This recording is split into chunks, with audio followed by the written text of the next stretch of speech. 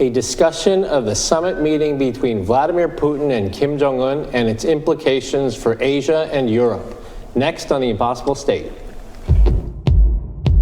North Korea is the impossible state. It's a place that stumped leaders and policymakers for more than 3 decades. It has a complex history, and it has become the United States' top national security priority. Each week on this show, we'll talk with the people who know the most about North Korea.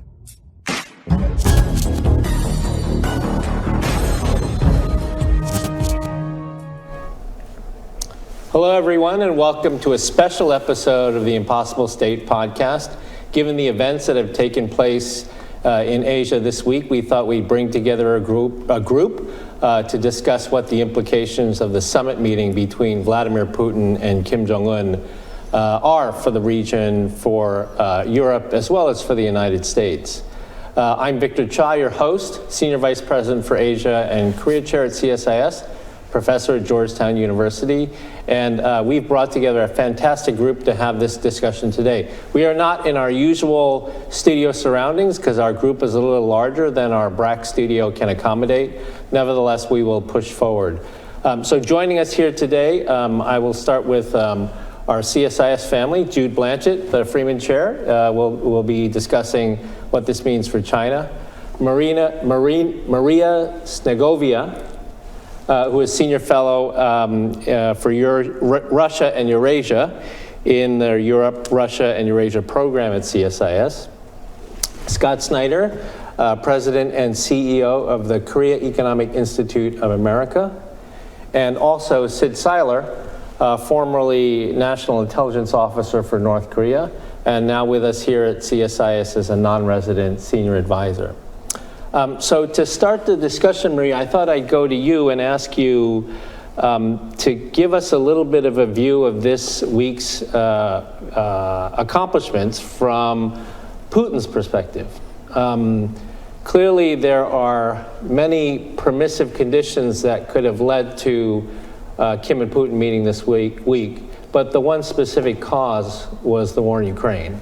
And so if you could tell us sort of, what is Putin's plan for the war in Ukraine, and how does North Korea fit into that plan? Yeah, absolutely. Many observers usually frame the war in Ukraine as war of territorial expansion, and certainly part of that is true. But I think that there's 2 things that are really important here, which this over-focusing on territorial expansion tends to ignore. First of all, Putin certainly is extremely obsessed with Ukraine and losing Ukraine, quote-unquote, meaning that Ukraine becomes part of the liberal international order, part of the Western security structures, the European Union and NATO. Second part of the story is broader Russia's revisionism or even revanchism. Russian leadership feels very disappointed with the outcomes of the 1990s, at the end of the Cold War, when they feel they lost a lot of status and respect almost from the West, in a way suddenly, and they are really desperate to regain it. And what is the way to achieve it? Is by outreaching to the states that are similarly, from their perspective, sort of maltreated by the international community. Often that ends up being, in the recent years, essentially outreaching to pariah states, and North Korea certainly is part of that story. Having said that, they're certainly, given that they are right now finding themselves in a very similar situation, Russia actually recently surpassed North Korea in terms of number of sanctions that are being imposed on it. Certainly there are a lot of ways for them to collaborate, from munition supply, missiles that North Korea has been sending to Russia, allegedly labor supplies. There's a lot of labor employed, North Korean labor employed in Russian industries. Beyond that, there's certainly broad implications here, starting with certainly mutual assistance in sanctions circumvention. We know, for example, that North Korea is purchasing Russia's oil and gas, probably likely in violation of the international sanctions. But so is Russia assisting North Korea in violating for example, the UN Security Council's resolutions vetoing it and essentially preventing the international community of having a stronger, essentially, monitoring capacity of what's happening in North Korea. So broadly speaking, it's another opportunity for Russia to disrupt the liberal international order, to undermine the impact of major international institutions like the United Nations, for example, and in generally create more trouble for the West by, in this case, empowering one of the strategic enemies, and obviously, for example, full increase in risks for South Korea, also creating more trouble for the West. And Russia, unfortunately, has historically proven to be quite good at it. So if from Putin's perspective, with this meeting this week, he has been able to help his position in Europe, particularly in the war. He certainly made things more difficult for South Koreans and the United States on the Korean Peninsula. And then also with this trip to Vietnam, he's having an impact or making an impact on Southeast Asia. So from your perspective, is this a good week for Vladimir Putin? I mean, how would you grade his, from his perspective, how would he grade his performance this week? I'm always careful, about reading Putin's mind. In the past, it didn't always deliver. But first of all, unfortunately, there's not a lot of, feedback that Putin is receiving other than congratulatory responses from his own controlled media and also from North Korean media and interlocutors. So he probably thinks he achieved a lot of certain breakthroughs. There's probably some behind-the-scene negotiations that we'll learn about later. I think that's also true of his recent trip to China. But clearly this agreement that they signed, essentially talking of some sort of a military alliance, almost mutual assurances, we don't know for sure what's going to qualify as such, and whether, for example, the fact that Ukraine recently received essentially green light from the West to target Russian territory is going to qualify as such. But clearly a lot of points of concern for the West. From that perspective, it's no different from what Russia is doing in the Middle East. Another, hotspot on the map, another point of disruption, another leverage for Putin, where he essentially can pull and create more trouble. So I think he'll give himself probably at least a B+, but I generally doubt he ever gives himself anything less than that. Great, thanks very much, Maria. Sid, so from your perspective, I mean, you've been looking at North Korea for centuries now, right? And that's not an exaggeration. So for Kim Jong-un, why is he doing this now? Did he get what he wanted out of the week, out of this week's events? And how would you grade him and his performance? I like putting this in that longer-term perspective, in particular 30 years, if you look at North Korea, not just because it's a period where there is a search for a road in the post-Cold War era, but it's also the period of nuclear development. And North Korea's diplomatic strategy during its 30-year pursuit of nuclear weapons has been to buy time for the program, to minimize blowback, to create an atmosphere conducive to their incremental pursuit of weapons over that time period. And now that where we are, we've gotten to where we've come so far, locking in that nuclear status. Looking forward to the day that other countries stop putting the nuclear issue on the table and stop allowing sanctions to be an impediment to their relations. So far, the Republic of Korea was given that offer under the Moon administration. Moon rejected it. Of course, the United States rejects it. Even China rejects it. Vladimir Putin has signed on for it. So it's a validation of a 30-year diplomatic strategy, and it's also a validation of a strategy that really unfolded after Hanoi. The collapse of forward progress with the United States when Kim saw that he was not going to get a very minimum a deal that would have maximized his gains through lifting of sanctions in exchange for putting parts of his program on the table. He pronounced a policy line of isolation and austerity at the end of 2019 with a proclamation, countries will come to us one day, until then we can live without them. COVID put that opening on hold, and now we're seeing a diplomatic opening that's starting with Russia in a way that's very positive to Kim. Kim has demonstrated that he can have a summit relations with a country like Russia, of Russia's scale, that they share ideologically in their commitment to in the anti-U.S. struggle, that they both are opposed to sanctions, they both oppose U.S. military presence in Northeast Asia and their exercises. And so there's a partnership that so far Xi Jinping and the leadership in China has been reluctant to pursue. So for Kim, this is a why now? I think the timing just worked out. If you look at the evolution of the first approaches to get the munitions for the efforts in Ukraine, and then the Kim's summit with Putin, visits back and forth between Lavrov and Che Sun-hee. So the timing just seemed right for Putin. I think that was the only kind of proximate cause. Going forward, of course, we have a lot to worry about the directions that this could head. Will this embolden Kim? How much will it enable Kim? What are the precise details on how he can improve his WMD system, his space program, his conventional arsenal? So the true impact of this, I think we'll have to wait and see in the coming weeks and months.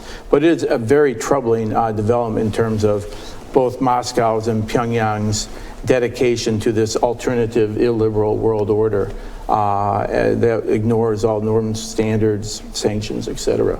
So, I mean, I know, Sid, you both did policy and obviously you did intelligence. Putting on your intel hat, you know, we've been tracking this from North Korea's first mention of its support of Russia's early gains in eastern Ukraine. They were one of the first to come out and support it, and we saw that as a bad sign. What transpired this past week, is that sort of more than you expected, less than you expected? Did it surprise you in any way? It didn't surprise me because you and I both were in a position of prepping summits. I did 4, 2 with Lee Myung-bak and 2 with Park Geun-hye. And you see how these summits are teed up and deliverables that had been actually initiatives already in action that you're really capturing in some type of press statement or joint statement or even a treaty. So a lot of what we saw come out during Putin's visit to Pyongyang were trends that we had already been observing. This takes it up to another level. It gives that official stamp of approval toward it. And then the follow-on, sometimes it moves quick, sometimes it doesn't. You can't really tell from this alone. So I don't think that the summit, to me, was particularly surprising because what we saw, cooperation in the military, economic, diplomatic fields, DPRK support for Russian war effort, Russia's commitment to help North Korea with its military development. All were in the public domain already. This idea of a treaty, a mutual defense treaty, of course, is capturing a lot of headlines because people imagine the worst, and we always need to plan for the worst. But we also have to remember that a lot of caveats appear in that language, where it still seems like Putin. I think both leaders are hedging. Both leaders are highly protective of their sovereignty, of their independence. They distrust even fellow autocratic leaders. There's going to be that element in there. And so, they put on all the fanfare and all the other optics that you would expect in the summit. I think there's still hints that there's hedging on both sides, not wanting, each side wanting to take this as far as, say, the U.S.-ROK relationship. If you compare those, it's really apples and oranges. Great. Scott, let me go to you and ask you to pick up where Sid left off. One thing is, what is your assessment of this security document that the two leaders signed? That's one, and if you could give us your assessment of it and also compare it historically to the agreement during the Cold War. And then second, Sid, raised this point about to what extent this will enable and empower Kim. And so I take enabling to mean making him more risk acceptant, and empowering to mean what sort of technology that might be supplied in return for all of this ammunition and ballistic missiles. If Kim drives a hard bargain, right? I mean, Putin needs the ammunition, so Kim could drive a hard bargain. Yeah. Well, I think this comprehensive mutual defense treaty is pretty, it lays a pretty wide foundation for a lot of things that North Korea and Russia might do together. And some of them are more real than others. Certainly we see some traction on the economic relationship driven by the munitions supply in return for a variety of goods. And there's a lot of aspirational things in there. And so it could really expand in ways that we don't necessarily want to see. I think the problem with assessing it right now is that just like the first summit with Kim and Putin, there is a certain aspect to which the stage and theatrics felt like Putin and Kim were trolling the US and South Korea, magnifying areas of threat. And I think this treaty document plays a similar role this time to some degree. It certainly has generated a response. Will it empower Kim or enable him? I mean, that really depends on what ends up being delivered. And I think that's where it is actually pretty interesting in terms of the dynamic, because there's Putin and Kim, but there's also the observers in Seoul. And it was really the dynamic between Seoul and Moscow that I think really stands out from the particular visit, and the way that the National Security Advisor both tried to frame the bounds of discussion between North Korea and Russia in advance of the summit, and the way in which South Korea has responded, with that direct threat to become a supplier of munitions to Ukraine. And then, of course, with Putin making a generalized response saying that would be a really bad choice. Right. And so I think that that's maybe the dynamic that is going to determine how much is delivered, is whether or not Putin actually can succeed in bounding what South Korea might do, or whether he feels himself needing to respond or retaliate. Whether or not we're still in a cycle of escalation, essentially, and where the next step actually ends up being an even more dramatic response. I mean, but this is a renewal, if you will, of the Cold War relationship. I mean, relations between North Korea and Russia really dropped off after 1990, right, when the Soviet Union normalized relations with South Korea, got a $3 billion loan agreement. I think it was Yeltsin who said the automatic intervention clause of the treaty no longer exists, right? I mean, but can you explain to our viewers how, if you think this relationship today reconstituted is different from that of the Cold War? Well, in terms of impulse, I think both Putin and Kim want to make their respective countries great again, and so they really want that treaty as a symbol of that. It's hard to compare in some ways because North Korea's situation is so different now compared to the way it was before. The key thing to, I think, know is that both the Soviet Union and current-day Russia need to be suppliers for North Korea in order to really replicate that relationship. I mean, there is the defense treaty obligations, but there are also so many ways in which the Soviet Union provided support, fertilizer, trade, et cetera, to North Korea that actually enabled Kim Il-sung's success to a certain degree. And I don't know at this point whether we really can expect that at this time under the current circumstances. Okay. So when I read this document, it says if either party is in war, then the other will provide military and other assistance by all means and without delay, according to Article 51 of the UN Charter, which speaks to collective defense. Jude, how does China read something like that? And how do they read the fact that they're close, they're the closest thing to an ally for China, North Korea is. How do they read the fact that, North Korea is supplying weapons that are killing Europeans right now? I mean, at the hands of Russians, but that are killing Europeans.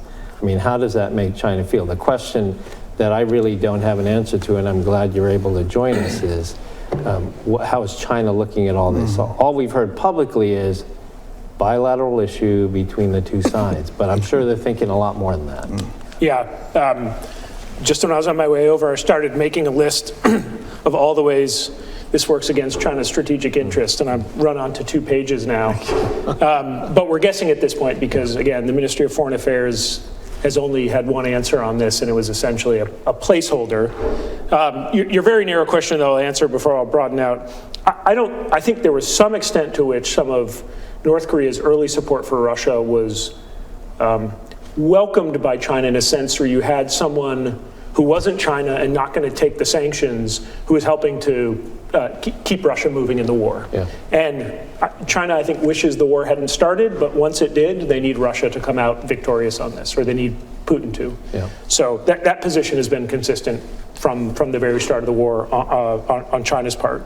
This now is an entirely different dynamic. And I was just thinking, when the book is written about this period of great power rivalry, this moment, I think, will deserve a significant amount of attention, because I think we've just gone through another inflection point here where the implications of this, I don't think we're going to truly grasp for years. Curious Maria's thoughts on this, but this to me just collapses the European and Indo-Pacific security discussion in a way that the Russia-China relationship was to a degree, but because China was dancing around and nominally playing an independent role here, it wasn't seen as such. I think this just very much collapses it. And so I don't know how the NATO summit can't now be thinking much more concertedly about Indo-Pacific security. It already has started to do that. The war in Ukraine escalated that, but I think this will fast forward it. Kim and Putin have just created a mess in China's regional relationships, which Beijing is going to be trying to clean up for a while. Japan are okay. You know better than I do what the conversations in those two capitals are right now. But again, I think this will be another extraordinary propellant on all of the issues that is already concerning China, the trilateral with the United States, right? I know we're not focused on Vietnam for this discussion, but the fact that Putin went to Vietnam is extraordinary to me for a few reasons. Number one, the Vietnamese relationship with China is extraordinarily complicated and contested owing to territorial disputes. China had just recently signed a strategic partnership with Vietnam. I think felt like it had Vietnam in a little bit of a corner. And now Vietnam and Putin are showing China we've got other options. Signing, we haven't seen the text of the agreements that they signed, that Putin signed when he was in Vietnam, but we have some about, nuclear technology, R&D and research is not good from the Chinese perspective. And I think also in that, Putin is now playing a role at a high strategic level in the Indo-Pacific, which Beijing believes is its monopoly. Yeah. It's the only illiberal power that's allowed to be playing a leadership role. Putin in Vietnam said he's going to work with the Vietnamese to create sustainable security architecture. That's China's business, right? China's the one putting out the Global Security Initiative. That's its role. I think this is the 75th anniversary of PRC relations with both Russia, Soviet Union, and DPRK. China's already come out saying this is a big year for both those relationships, and then I think just got a pretty significant slap in the face, or at least complication of those. It's going to make it harder to manage its relationship with Moscow. It's going to make it harder for it to manage its relationship with Pyongyang. It likes divide and conquer with all its relationships, and now it has essentially 3 relationships it has to manage. The individual bilateral ones, which are challenging, and now this new DPRK Russia nexus, which I think Beijing is going to be figuring out. And then the final is, there's a whole argument here about is there a new axis taking form, and China has always wanted to stay away from any idea that there's a sort of illiberal northern triangle of Russia, North Korea, and China, right? For reasons of China's relationship with Europe, just giving China flexibility. It never wanted to be a part of that discussion, and now it faces a little bit of a bind. Does it try to split this problematize this new Pyongyang-Moscow axis, which I think is a whole podcast in and of itself of how it could even do that? Does it try to circumvent this by strengthening relations with Seoul? But what is China going to offer? How is China going to even attempt to do that? What's it going to bring? What's it going to bring to the table? Or does it dive in and essentially embrace the fact that this Northern Triangle is happening? So I think it has no good options here, and I don't think we'll know exactly how Beijing is processing this until we start to see, statements come out. But right now, I can just see the inbox for Xi Jinping on this is already very, very long. Any one of these by themselves would be an extraordinary challenge for them. Yeah. And on the, I could certainly see how China might see an opportunity in this with South Korea, right? There was a high-level 2+2, right? There was a South Korea-China 2+2 the same day of this summit meeting, and there may be opportunity that, in the sense that China may try to draw South Korea away from the tightening of the U.S.-Japan-Korea relationship, but there are limits to what China can do. Well, that's my question for you. Right? By offering what? Yeah, there are limits to what they can do, right? They can talk a good talk, but they're never going to abandon North Korea publicly. They may criticize North Korea privately, but they will never criticize them publicly. And they'll never deliver North Korea to the table either. Right. And just to say, I think that's the leverage that both Putin and Kim have, is essentially, what are you going to do about this? Yeah. Right? You need us, Moscow, you need us to win the war, because you need us to come out of this strong and resilient. To Kim, I think Kim has been saying this for 10 years now. What are you going to do about this, right? And what are the chances that China would actually work with the United States on this? Now in a very low trust bilateral relationship as it is, I think this is problematic. And if we have a change of government here, administration here, I think it's going to get even. We're not going to go there. But today. if what we say is right, there should be no convincing of Beijing necessary. Beijing should come to the same realization that what's developing is dangerous and inimical to their strategic interests, and maybe just reminding them, not asking them to do anything per se, but reminding them they're in this ball game as well. Yeah, but this is the thing, though, about I agree with you, right? And if Putin starts to supply high-end technology to North Korea, that is not in China's interest at all. And I think they all know this. I think they've talked about that. They've all worked out. But the question is, what are they going to do about it? And is it just perpetual indecision, or is it just an incompetence? I think they only have carrots on this. I don't think they have sticks vis-a-vis Kim or Putin. So I think the only thing they can try to do, and I think maybe is targeted at Russia to begin with, is don't do this. We're going to sweeten the economic support deal.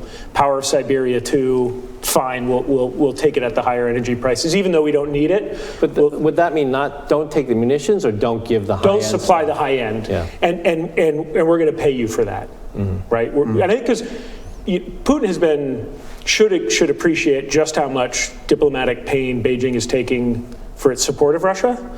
But I think Putin feels like he should be getting more. And I think this may be the opportunity, and I think that's the only play China has, is it's directed at Russia. It's don't supply the high end, and we're going to pay you not to. And so from a U.S. policy perspective, is that a good deal? Is that worth pursuing? I think there are many ways that we can remind Vladimir Putin that there's some reputational costs, there's diplomatic costs to be had in supporting North Korea. And part of that is North Korea's unpredictability and their ability to engage in actions that could quickly entangle Russia if it's otherwise inclined to do so. If you look at the language in the treaty, it seems to be very laced with caveats that would allow, for example, if the war is launched by North Korea, or if it doesn't meet the definition of a war, et cetera, that Russia would not need to come to their aid. But the very fact that they've created this type of alignment, it should provide us a broader diplomatic opportunity, feeding our talking points, working in Europe, throughout Asia and other parts of the world, of why we need to be concerned about Russia's behavior writ large. This is not an isolated war in Ukraine, and China has reputational risk as well. So a diplomatic offensive that would seek to a diplomatic and messaging offensive that would seek to, one, demonstrate confidence and resolve. That's key too. We can't act like this is undermining our deterrence, because we have a lot of extended deterrence and other issues that immediately come into play if suddenly we think the North Korea threat has tripled or quadrupled overnight because of what's developed. As we show confidence that, you know, the alliance remains strong, our multilateralism is better than their multilateralism, that nevertheless should not stop us from reminding the world of how dangerous their multilateralism is and why it's unacceptable. Maria, I wanted to ask you, you know, there's clearly a tactical reason for the meeting, right? I mean, they need to continue this military relationship. Putin needs the arms, right? We've done the calculations that if he wants to pound Ukraine like he does every day, he has a monthly shortfall of munitions, even when Russia's producing. They're not producing enough. They're not producing it, so they need the North Koreans. Recently. But like this Southeast Asia stop is interesting because it suggests Putin is trying to be a much bigger, as Jude mentioned, strategic player in Asia by complicating the picture for the United States, both in East Asia and now in Southeast Asia, complicating the picture for China. The stop in Vietnam also complicates the picture for the U.S., right? Because you know, we're working very hard to improve relations with Vietnam. So what is the thinking behind that? Like why, in the middle of a war, all of a sudden he's like, let me have a big footprint in Asia? I mean, it didn't just start yesterday, right? It's been quite unraveling for quite some time. There was a recent trip to China. By the way, in terms of what is also interesting about these trips is how many ministers he brings along, right? I don't know how typical that is, but clearly there's some negotiation that are happening behind the closed doors, and there's got to be something, I think, that we'll find out at some point. We, for example, in our recent report with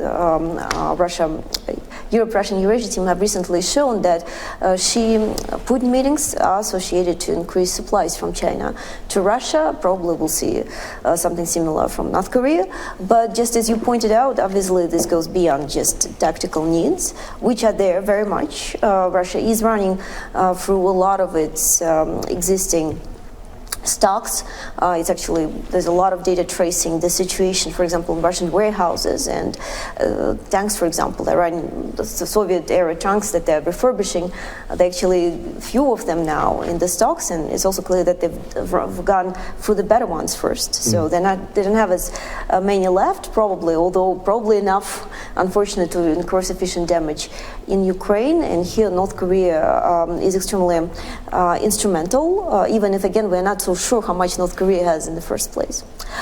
So yes, therefore, obviously, that Putin is trying to create this some sort of alternative to what used to be, the West used to be. So clearly, this effort to outreach to various countries beyond just Asia. He does a lot of similar approaches, outreaching to Africa, Latin America, elsewhere in the world, essentially the global South more broadly.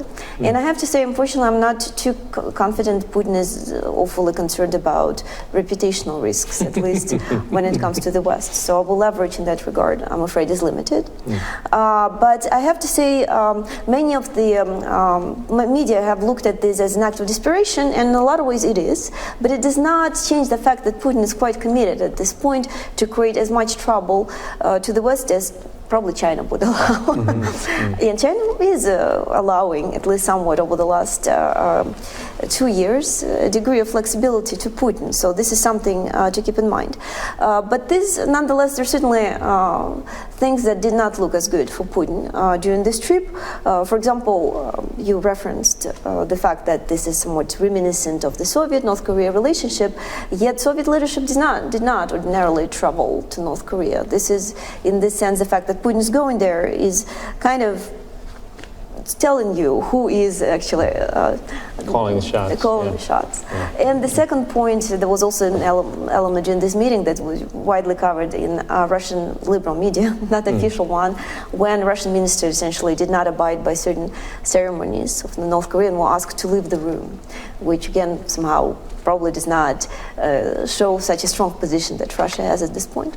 So there are limits, but at the same time, there's also clear commitment on the Russian side to create as many problems for the West as plausible. And I agree that it's probably another clear evidence of this is unraveling, and we should take notice. And I think one clear takeaway is that we clearly should increase spending on the military and industrial defense, because we see that Russia is certainly doing that. Yeah.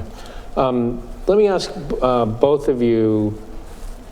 So let's say if China does what Jude suggests, right, that they use carrots and not sticks with regard to Russia, and to try to curtail high-end technology moving to North Korea, they offer, more of these carrots, industrial-based carrots and things.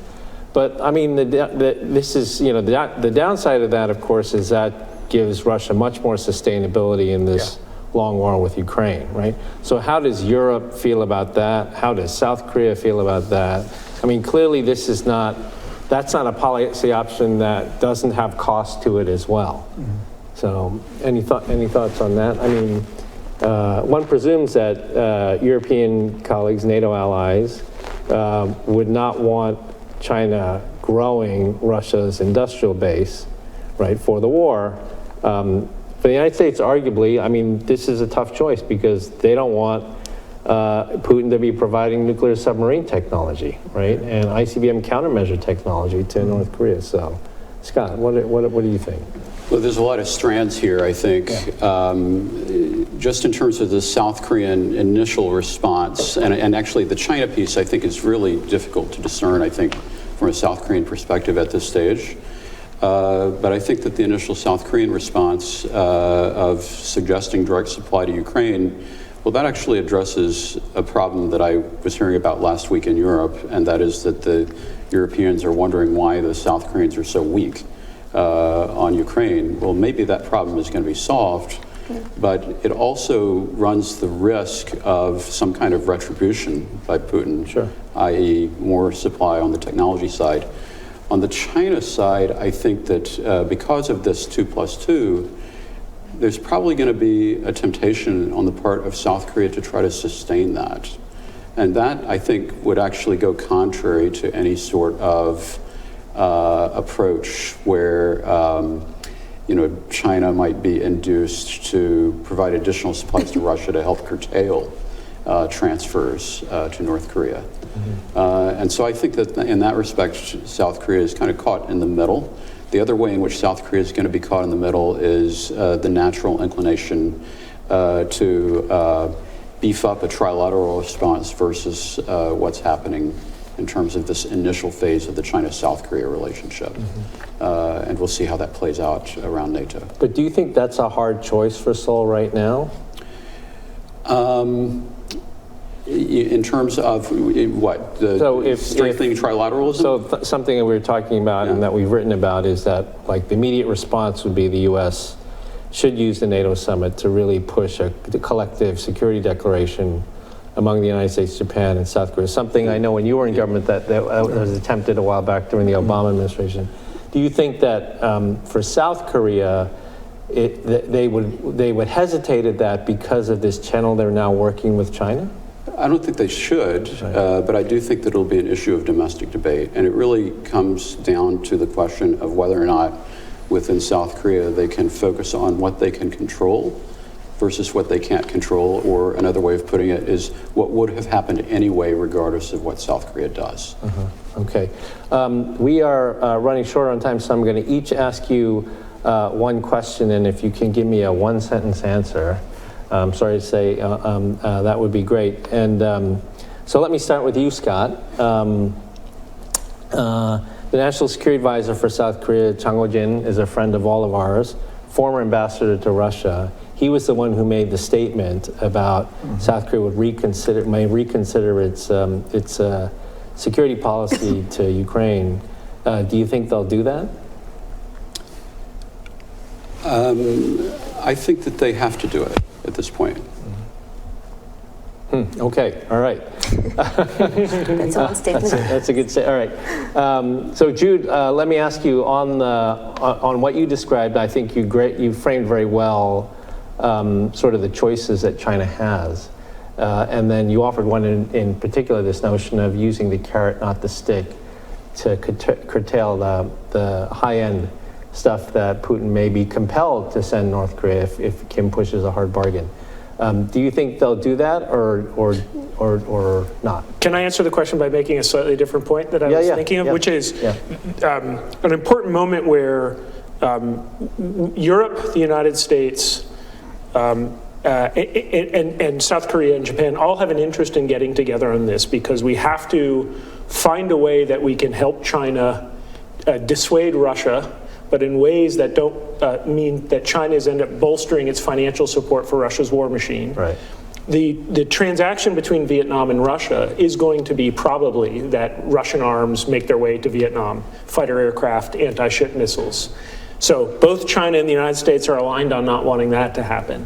So this is one of those odd moments where there's both a Western alliance that needs to really stand up here and think about bank shots, because we don't have an easy answer, but we know we basically need to deter two things: Russia getting more Chinese support for the war machine, and a strengthened Pyongyang-Moscow relationship that ends up with sort of nuclear propulsion technology, et cetera, getting to Pyongyang. But we also are seeing the development in Vietnam, which doesn't work for the US and China as well. So there should be a US-China narrow tactical alignment on this issue, and there should be a European Indo-Pacific alignment on the bigger question. And I think this is a moment again to recognize how extraordinary this event is and start thinking about how we're going to tackle those two simultaneous problems. But there could be an odd momentary alignment between Beijing and Washington right now. And do you think that from China's perspective, there is more of an open door in terms of doing something like that? Because we certainly saw that in the decision over UN Resolution 1718, right, the administration pushed China hard behind closed doors to get them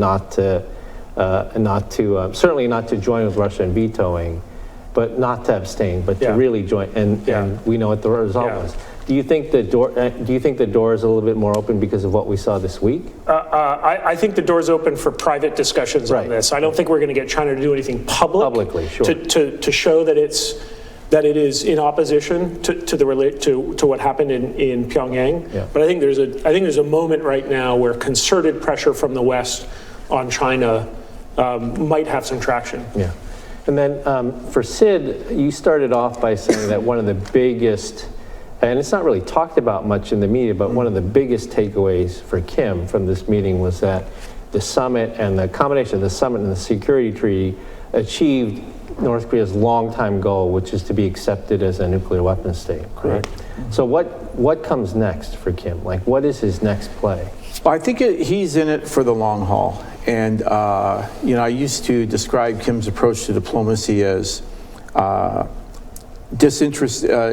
inexperienced, disinterested, and therefore incremental in pursuing his goals. And his goal has been, to lock in that nuclear weapon status and look at a survival strategy beyond the denuclearization negotiation world. And Russia has provided him that. He can sit and he can watch Beijing chew on that for a while, and when Xi Jinping will come begging, is his calculation, a future ROK leadership, perhaps progressive, more inclined to accept the demands of taking the nuclear issue off the Inter-Korea table, and eventually the United States throwing up their hands, why don't we just accept the nuclear North Korea and hope for arms control? If he's not already encouraged by what he's heard by some scholars advocating that, certainly that day will come is more evident to him. And so I think Kim just takes it a very incremental, wait and see, others will come knocking on our door attitude, and that will be his road to survival. Okay. And then Maria, let me finish by asking you just two quick questions. The first is so we have this event, we have the war, obviously, we have the NATO summit next month. What do you think, from a U.S. perspective, how should the U.S. be approaching the NATO summit? And is it possible that Putin will do something else before the NATO summit? Well, those are both great questions. Well, clearly, there's a strong need, from where I come from, for the United States to ultimately decide on certain goals that are to be achieved in Ukraine and accordingly plan the military supplies. While the administration policy is very commendable in that it's the largest military supplies since the Lend-Lease, it's still not enough to radically alter this war, and everything seems to be conditional on the the favors of this administration. So that's missing, and perhaps outlining that vision and accordingly modeling the supplies of the weapons going forward would be very helpful. But I'm not too optimistic this is going to happen, and there's a big risk that this summit is going to end up quite reputationally costly for NATO. So it's very important to think it through. But I think actually Putin so far is showing better strategic planning there. When it comes to generally what Putin is looking for, his goal is to achieve certain military breakthroughs on the front line. At least that's the conventional wisdom. So far, though, he hasn't been too successful, especially after the last package of weapons supply to Ukraine was finally approved by the Congress with delays, but nonetheless, it did make a difference, and Ukraine is now in a better position on the front line, even if still imperfect. But certainly, that is clearly the goal. It would be really beneficial for Putin to demonstrate that the collapsing front line in Ukraine as the NATO is meeting to discuss steps forward, which would further undermine credibility. One can only hope it does not happen. So far, the Russian army did not perform. Throughout June, it did not perform as well on the front line. So we can only hope it continues this way. Right. Well, that's about all the time that we have. I want to thank my guests, Maria, Scott, Sid, and Jude, for joining us. It's a conversation that I'm sure will continue.